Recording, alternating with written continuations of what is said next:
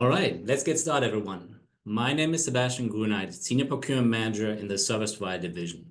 Thank you, everyone, for taking time out of your busy schedules to join us for our 45-minute webinar, Co-op Marketing, Survey Results, and AD Success Stories. You will hear from our AD Canada member, BJ Electric Supplies, AD Canada supplier DuPont, and our AD service provider, Rivet MRO.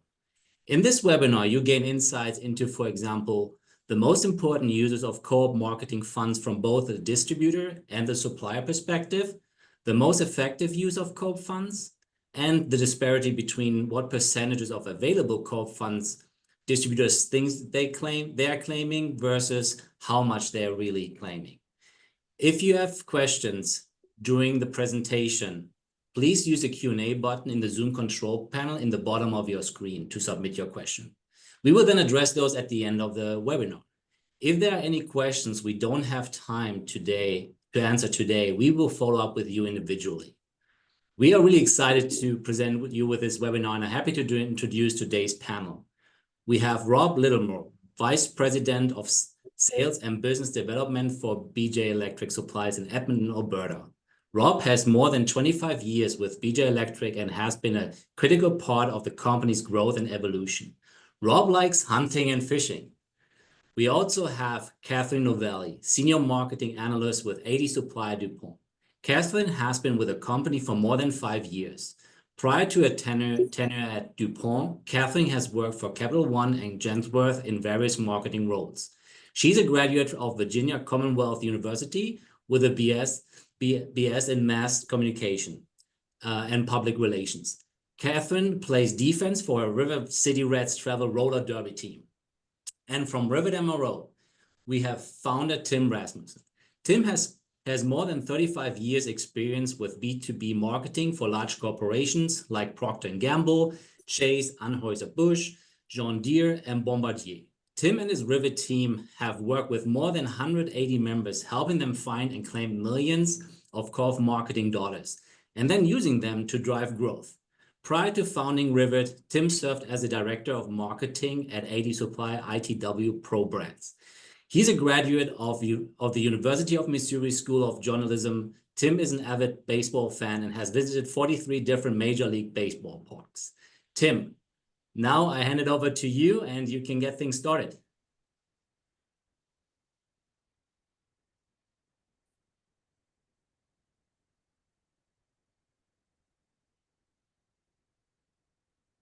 Yep, camera and...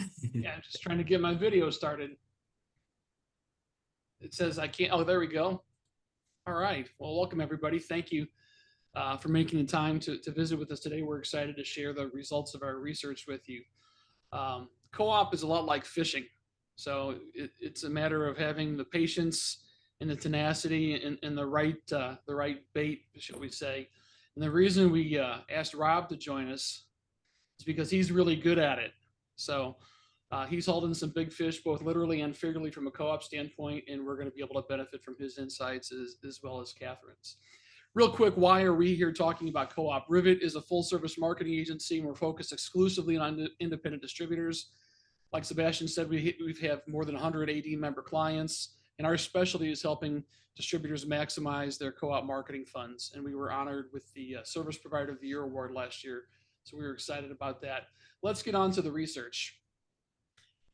In this role, we talk to, as you can see, a lot of suppliers and a lot of distributors and understand co-op from both perspectives. And we see some disconnects. And we wanted to do a survey that really helped us understand those disconnects and how we might be able to facilitate better, more robust conversations between distributors and suppliers. So we did in-depth surveys of both groups. They were parallel surveys. And so we asked similar questions to both members and to suppliers. Again, most of the questions are parallel, but there are some one-offs, and you'll see that in here. 83 members responded to the survey, and 61 suppliers responded to the survey, so we have a pretty good data set. The survey period was February of this year, and just want to acknowledge that there is a survey bias. With the list that we have, there is a skew toward co-op users in both groups, among suppliers and distributors. So those results are going to be skewed a little bit high. But when we're talking about actual co-op uses, we believe there's a plus or minus 6% accuracy rating in both groups. So on with the show. The theme of our presentation is co-op marketing, how the other half lives, and the idea is to give members a peek at how suppliers view co-op and vice versa. So let's just jump right in.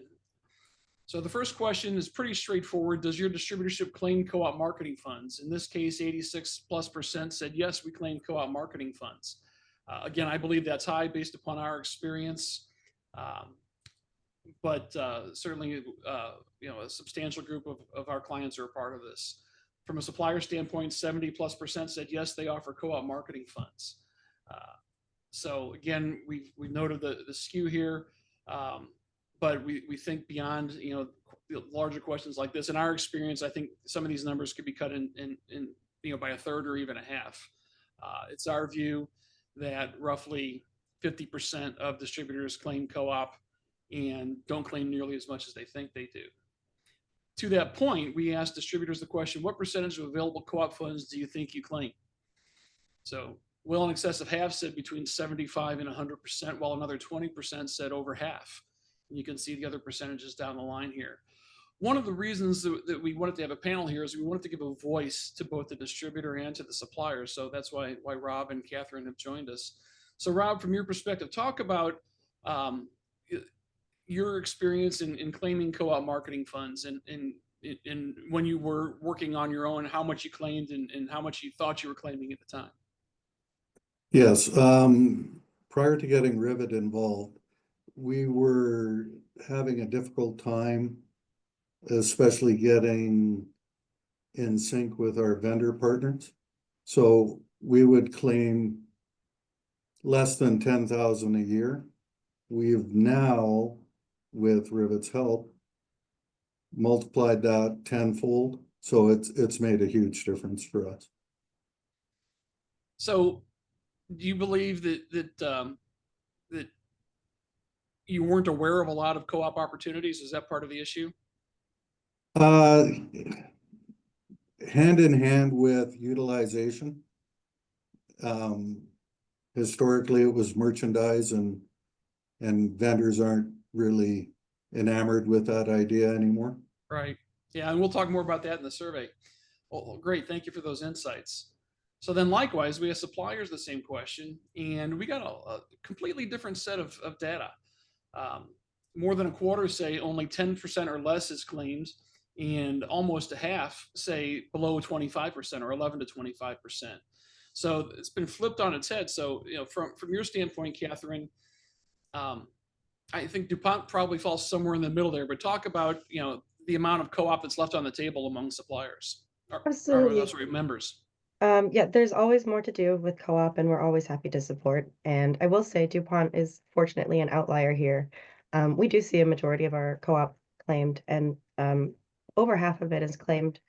Over half of it that is available to our AD distributors is claimed. So we're proud to report that, but we put a lot of effort into proactively reaching out and planning throughout the year. And we're really grateful that Rivet MRO can help us get to that point. Yeah, it's interesting. When I was on the manufacturing side, I would estimate that well below 10% of the funds that were available were claimed. But one of the things that DuPont does is you're pretty proactive with your members in terms of informing them that there are funds available and reminding them of deadlines. Is that right? Absolutely. That's my personal responsibility, and I take it very seriously. So why has DuPont invested in that? I mean, genuinely, as a supplier, we rely on our distributors to bring us to market and to be our market-facing partner. So anywhere we can get involved and collaborate, we look forward to. So it is a huge part of our strategy to partner with distributors and ensure that partnership is genuinely collaborative. So in other words, it's about engagement, right? Absolutely. So co-op is a way for you to engage and develop relationships with your distributors. So you see it as an investment in that. Yeah, investment in engaging with our distributors and our end users as well. So it's huge. It's a huge part of our marketing program. Absolutely. So, I think the big takeaway here is that distributors, by and large, don't claim nearly as much from a percentage standpoint as they think they're claiming. There's money on the table, and it's really a matter of doing the work. And oftentimes, the work is placed in the distributor's lap to do the research to find those funds. So those of you who who answered this question, if you're or a survey respondent and you're on the call today, I would encourage you to take a deeper dive, and I'm going to guess the chances are you're not getting 75+% of the co-op funds. Hopefully you are, but there's a good chance that you're not. Let's move on. We asked distributors approximately how many co-op marketing dollars do you claim in the average year? So far and away, the most common percentage is between $25,000 and $50,000. The next was between 50 and 100,000, and after that was between 10 and 25,000. But it's all over the board. You see 13% said more than $500,000. Clearly, that's a function of scale. The larger the distributor, the more likely they are to be higher on this scale. Then we asked suppliers, how do you calculate co-op funds? In other words, what percentage of purchases tie into the calculation for the co-op dollars that are made available to your distribution partners? And easily 1%, it was the most common answer at 35%. We also have varies here is a large one. And most of those, when they provided more detail, said 1%. So I would, in our estimation, in our experience, it's well over half of suppliers that offer co-op use 1% as that calculation. However, Catherine, DuPont is an exception. Can you talk about that? That's right. So specifically for our AD distributors, we offer 1.5% as standard co-op. And as previously mentioned, we are really proactive about reaching out. So if you haven't heard from me, please feel free to contact, and we're happy to talk about funding and plans for the year. But again, as mentioned earlier, it's a huge, huge part of our marketing strategy. We value our relationship with our distributors all across the board, and especially AD members. And it's a great way to get in front of customers as well. Yeah, and I think some suppliers see co-op as a differentiator. So if you're in a position to offer more than a competitor from a co-op perspective, that's just another reason for a distributor to consider focusing on your line versus that competitor. Absolutely. The next question we asked was about purchase volume thresholds. In other words, then this is a supplier question. Do you have to purchase a certain amount to qualify for co-op marketing funds? So 2/3 said, no, we don't have any threshold. However, a third did. And then we asked that third, what is that threshold? Because that's a key number. So we saw thresholds ranging from $10,000 to $100,000, the most common being $25,000. And when we talked to those suppliers, we asked them about that, and they said, they wanted to have a threshold where it made sense financially. Additionally, 16+% of suppliers said that they had a 50-50 co-op program. 50-50 programs, if you're not familiar, require the distributor to make an investment alongside of the supplier in order to gain access to the co-op funds. And the primary reason those suppliers said they offered funds on a 50-50 basis is because they wanted their distributor partners to have skin in the game. Rob, from your perspective, can you talk about 50-50 funds and the appeal of them, or do you use them or not use them? Yeah, we support them. I think the 50-50 really came in from a merchandise and wearables aspect more so than true marketing. I think they felt that their money wasn't spent well in those areas. We don't see much pushback on the electronic and other avenues for marketing funds, but we will support the 50-50 if required. Okay. I think you're probably an exception there. In our experience, most distributors allow 50-50 funds to go unclaimed, even though it's a great deal. The next section is about usage. So we asked distributors, how do you use the co-op funds that you claim? And so you see all the answers here. So at the very top, you see promo, wearables, trade shows and events, print and sales promotion, all the way down to things like Google Ads or clickable catalogs or advertising and direct marketing, but it's heavily skewed towards promotional, print, and events. So from the distributor perspective, Rob, why do you think there is that focus on those sorts of items? It's legacy. It's what we perceive that the customers want. We've shifted our focus. We don't use co-op funds for the wearables and that sort of stuff anymore. We use our own funds if we want to do something. All of our vendor partners are much more enamored to get something out of it, such as, you know, anytime we can do a clickable catalog or so on and so forth. So anything electronic is typically a very easy ask. Funny you say that, because we asked the same question to suppliers, and their responses were inverse to the responses of the member surveys.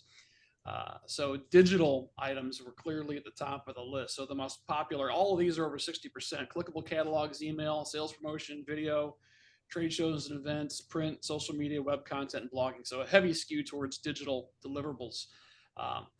So when we boil this down a little bit, we asked both parties, what are the top three? And what are the three most important of all those things available? So distributors said trade shows and events at 45%, promotional products at 41%, wearables, which is really a subset of promotional products, at 34%, and then sales promotions at 26%. And suppliers had a different set of deliverables with the exception of one. So 69% said clickable catalogs, and 63%, almost 64%, said email marketing. Almost half said video, and just below that said sales promotion. So we asked for the top three, and we noticed that number 4 was sales promotion. So Catherine, from the supplier perspective, two things. Number one, talk about why digital is of importance to you, and secondarily, you notice that sales promotions fell on this list in both places. Not to take your answer away from me, but I think the digital is easy to track and sales promotion is easy to track, and that might have something to do with it. Your thoughts? Yeah, a lot to share on this one, actually. So, let's start at the top. So our co-op program, we aim to have about 80% in digital tactics, truthfully digital and or training, because we also value the face-to-face interaction pretty closely with analytics and data that we can get from digital tactics. And then we will allow another 20% towards wearables and promotions, things a little more fun, you might say. But to speak, well, let me go back. We see co-op as a lot of things. So it is hard marketing. We want to get our products out there, and we want the data, and we want the sales at the end of the day. So that is why we lean most heavily towards digital. But nobody wants to neglect the relationship building part. So I think that's where we see sales promotions and wearables as common ground. Then to move on to the digital piece, I do have some really compelling data points I'd like to share. So Please. Thank you. Yeah, we worked with Rivet on a number of clickable catalogs for these purposes. I'm going to call them Distributor 1 and Distributor 2. But I think they tell some really good stories, and I'm really excited to share with the AD folks. So Distributor 1 published a clickable catalog with Rivet in October of 2024. So very end of the year last year. And although it's early to tell, we're only 2 months in 2025, this distributor is already up in 200% total sales from launching this clickable catalog. So we see that as pretty magnificent. Furthermore, the most popular style that we sell with this distributor, is one of our Tyvek 400 products, the lab coat, one of our lab coat options. It's listed as the first product in the catalog, and it's more than doubled as well in the same time. So again, really extraordinary, measurable results. And then last point for distributor number 1, we have a little more specialty product, Tychem 2000. It's higher for more hazardous situation than your typical dirty job general manufacturing. Historically hasn't really been a top seller with this distributor, but in just the last 2 months, January, February, we've seen them outsell the entire volume of 2024 by 450%. Wow. So times 4.5. So we really love the clickable catalogs. So distributor 2, they published a clickable catalog back in March of 2024. So we have a little bit more data, but overall, comparing Q2, Q3, and Q4 from 2023 to 2024, we saw overall 20% sales growth. We also have a couple particular products picked out. So we have a clean room apparel line we sell with this distributor. One of the products, our Tyvek IsoClean hood, has increased 40% in that Q2, Q3, Q4 comparison. Similarly, the lab coat also increased in sales 40%. And then overall, our IsoClean line has increased over 25% in the Wow. same time. So just being able to click it, being able to access the products, we are so we are excited about it. It's very effective. That's fabulous. Thank you for sharing that. So, Absolutely. so Rob, the other side of the coin is, and I think you touched on it, is kind of a legacy thing, the wearables. The most common thing that when we're talking to new clients, the most common thing they want is wearables, or giveaways. And increasingly, suppliers don't want to pay for those things because we haven't yet seen a program where golf balls have increased sales fourfold. But there's still a place for them. Talk about that. Well, it's a perception or a legacy thing that we're taught at a young age, and especially in this industry, you got to give out pens, golf balls, notebooks, whatever. And I think it does offer some recognition for your company. So I think there is definitely some good comes out of it, but I'm not sure if it's gonna increase your market share. Right.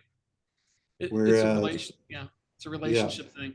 One of the things that we've seen, again, fourth on this list is sales promotions. And so to my mind, a sales promotion is buy X, get Y, or do X, get Y. And so you give away a Yeti or a trucker hat or whatever it is. And what we've seen is this is a way for suppliers to feel good about the promotional items because they're given out in a more strategic method. And I think, the challenge is most independent distributors struggle with the implementation of digital initiatives. How do we make this work and how do we maximize that? While everybody is very comfortable with giving away premium items. And so the sales promotion is still measurable and can be promoted digitally, but it allows you to access the swag and use that in a more targeted and strategic fashion. So kind of a hint to those distributors that are frustrated in not being able to get the funding for promotional items and wearables. If you can tie it to a sales promotion, you'll probably get greater support from your suppliers. The next question we asked of distributors was, which option best describes the internal team resources you have for marketing?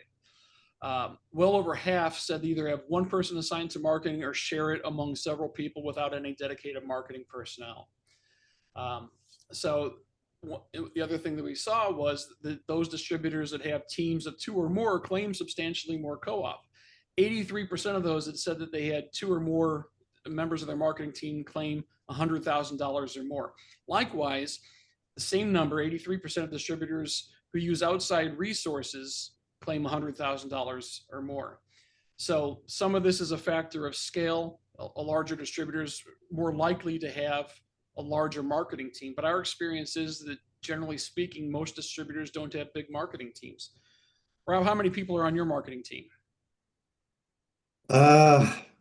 Altogether, probably less than one. But is there one person that has marketing only responsibilities? Yeah, I'm responsible for it and I have some help, but the reality of it is it isn't forefront. Right. And that's what we see, all along. So part of our goal is to be in a position to help you grow your team without growing your team, give you access, to more complicated marketing deliverables and help you navigate the digital world rather than having to try to figure it out on your own. And so we hear from people like Catherine all the time, hey, digital content is really what we want to support. How do we make that work? So the idea is the more resources you have, the more advanced you can get with your marketing execution. The next question we asked of distributors was, please describe the nature of your typical engagement with suppliers when it comes to co-op marketing. Easily the most frequent answer was we try to collaborate at a strategic level. And then about a third of respondents said, we send them ideas for co-op funds and see what happens. And then the rest are relatively small. Likewise, we asked the same question of suppliers, and we got a pretty well parallel set of responses. 50% said they want collaborative planning with the sales team. 22% said collaborative planning with sales and marketing. So 72% said collaborative planning to some measure. So there is, strong mutual bias towards collaborative planning on both the supplier side and on the member side. And one of the things that we saw was there's a strong correlation between collaboration and larger co-op claims. In fact, 89% of those who claimed $100,000 or more seek collaboration. Does that surprise you, Catherine? I am not surprised by that. For DuPont, collaboration is an absolute necessity with our co-op program. One of our least favorite things to do, one of my least favorite things to do, is to receive a co-op claim request at the end of the year and not be able to approve it. So being engaged with us as early as possible, you're going to see a higher quality product. You're going to just, by nature of having more time, receive more attention. We can create a more strategic campaign, and we can ensure it's executed with the highest quality.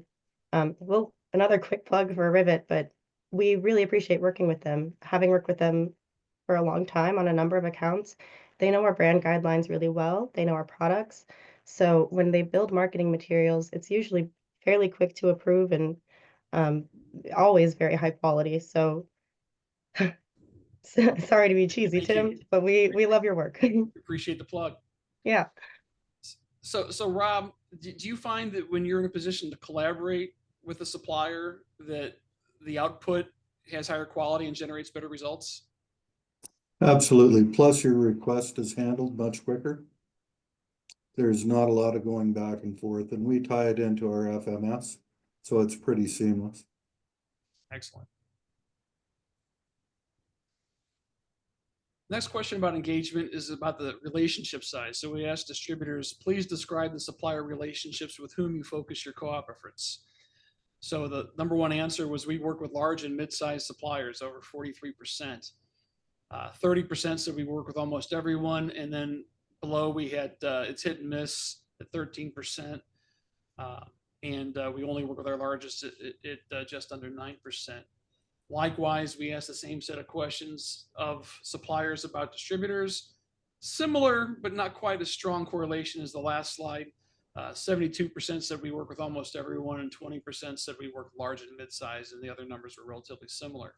So there is, mild correlation, mutual bias towards mid-size to larger relationships. I think that just makes sense.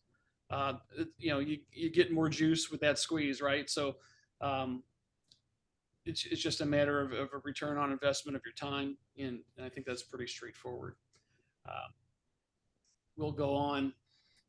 I think this one's is kind of a fascinating question, and it has really strong implications in terms of results.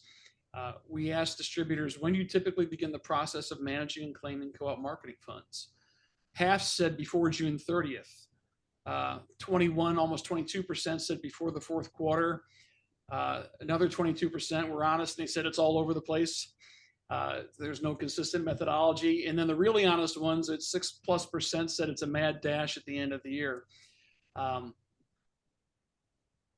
There is a very strong correlation between starting early and claiming more co-op.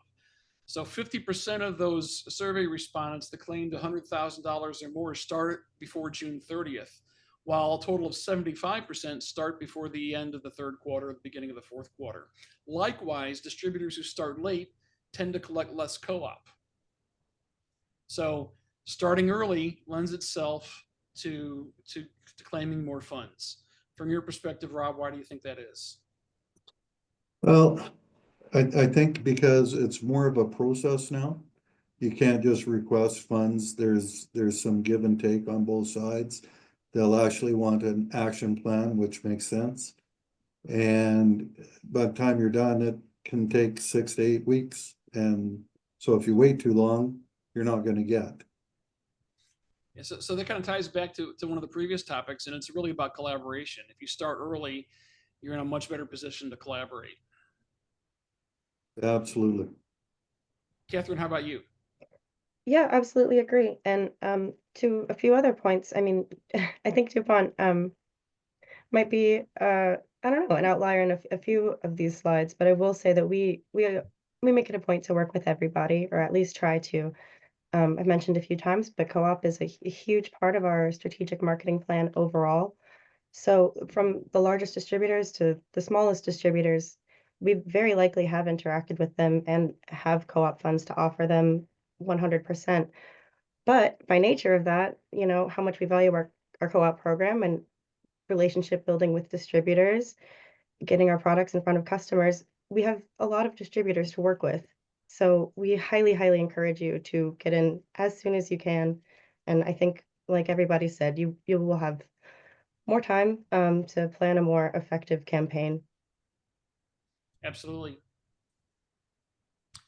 Then we ask distributors and suppliers alike how they evaluate co-op marketing funds, or the effectiveness of co-op marketing funds. So almost 30% said it's inconsistent. There's an inconsistent methodology. Nearly 20% said we try to do an ROI calculation. Slightly smaller amounts said, well, we're looking for anecdotal feedback from our sales team. Did this work or did it not work? 15% will do a year-over-year sales comparison. 13% said we don't track anything. And when we asked suppliers, it was a pretty similar set of answers. 36% said it was inconsistent, 20% said no tracking, 17% said anecdotal, 14% looked for an ROI calculation, and then 11% some sort of year-over-year sales comparison. The interesting thing, though, is that if we're really going to get down to the analysis on it, especially from an ROI perspective, it's going to be distributor-driven. So according to these numbers, neither party is particularly focused on measuring ROI. But one of the things that we saw was that distributors who claim less than $10,000 tend to say that they're inconsistent or don't track results at all. Meanwhile, 94.5% of suppliers who seek collaborative planning see their co-op investment as effective to some measure. So we know there's value, and we'll get into this on the next slide. We know there's value in measuring results, but it's hard to do from a distributor perspective. So Rob, talk about the challenges as a distributor that you have measuring return on investment on something like this. Yeah, for us, we have used year-over-year sales typically, and we're just getting into the digital and CRMs and stuff like that. So we're anticipating the analytics will prove out the ROIs, and that will help as far as our market share. That's why we're going through this whole process, right? So yeah, that's one of our biggest challenges in working with our clients is getting good feedback in terms of ROI or sales lift with things. And I think it's a time issue. I think it's a software and tracking issue. And the more and more members are investing in that ability to track, they're seeing better results because they're able to track and then modify, and then they're able to substantiate the value of that investment from the supplier side. To that end, Catherine, we asked suppliers how much more likely would you be to support co-op marketing if you had greater assurance that the funds used would have a higher likelihood of being more effective or driving a greater return on investment. So not a shocking response here. Maybe the magnitude of it was, but 95% said we'd be much more interested in supporting co-op marketing. Another 2.7% said a little more interested. And I'm really kind of more surprised at the 2.7% who said it wouldn't impact their co-op support. It's kind of like, if your stock advisor gives you a hot tip and here's you have X dollars to invest, and we think this one's really gonna give you a return, and by the way, we think this one's going to stay kind of the same. Which one are you going to invest in, right? So as a supplier, talk about this answer. Pretty straightforward, but why would you be interested in supporting something that has a greater investment? I feel silly asking the question.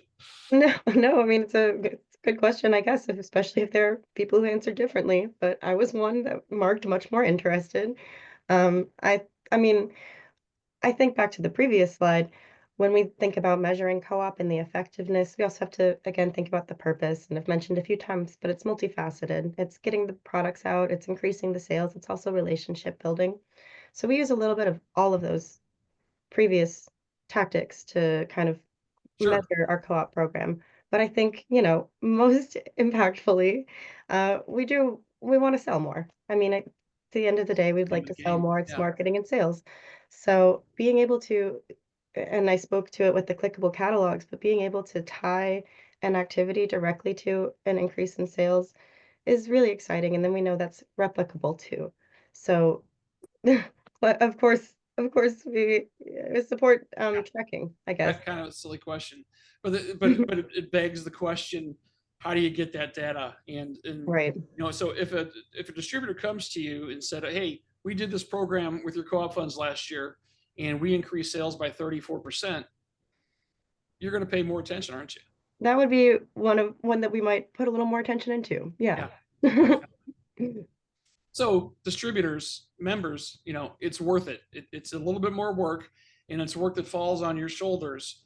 But there's all kinds of reasons to measure the ROI. So A, we can modify and figure out what works and do more of it, and B, substantiate the request and get greater participation from your suppliers. So that kind of wraps up the research portion of this. There are a handful of key insights and implications that I want to share with you. Then we'll open this up for questions and answers. So the key areas that we found were the importance of collaboration, the digital focus, and tracking and effectiveness. So regarding collaboration, we saw there's a strong mutual bias towards collaborative planning. Distributors and manufacturers alike want to collaborate. And there's a large correlation or strong correlation between collaborating and larger co-op claims. 89% of those who claimed $100,000 or more actively seek collaboration. So the implication here is that suppliers see co-op as a method to improve engagement with distributors, and they value the planning process because they see results in it. So strategic collaboration is going to lead to greater results. You're going to get a better marketing product. You can get better engagement with the supplier. You might even get more support from the supplier if you have the right solution. So there's nothing negative about starting early and collaborating.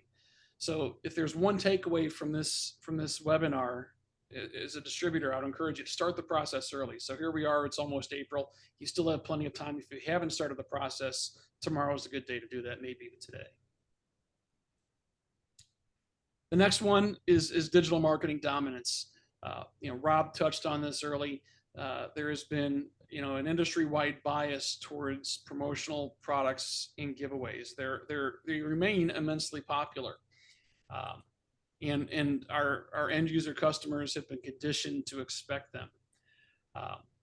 But suppliers, people like Catherine, are increasingly tasked with demonstrating an ROI on everything that they do, including co-op marketing funds.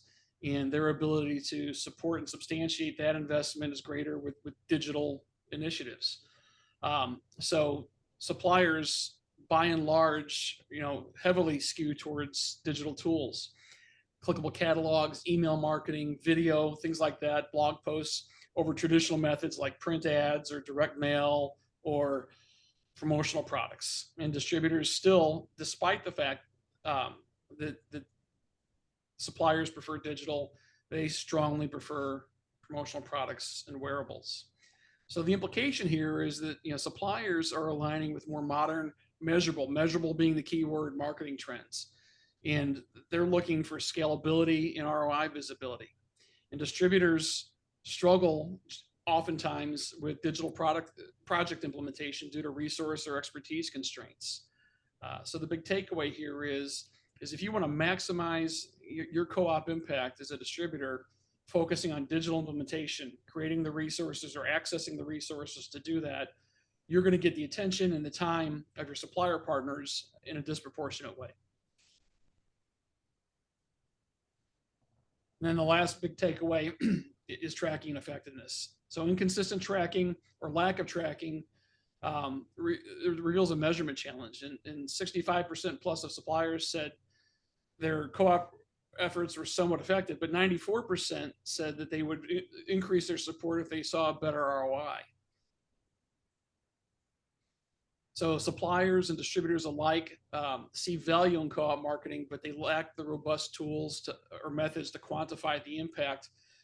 So there's an opportunity here for enhanced analytics to focus on measuring the results of your labors. And suppliers are willing to invest more with greater confidence of an improved ROI. So again, distributors, if you invest more resources in tracking ROI, suppliers are gonna reward you with greater support from a co-op perspective. So lastly, just real quick, who's Rivet? If you're not familiar with us, we are a full service integrated marketing agency, and we're focused exclusively on independent distributors, frankly, on AD members. And we're the co-op marketing experts in industrial, electrical, safety, building products, and so on. We call it the industrial-ish space.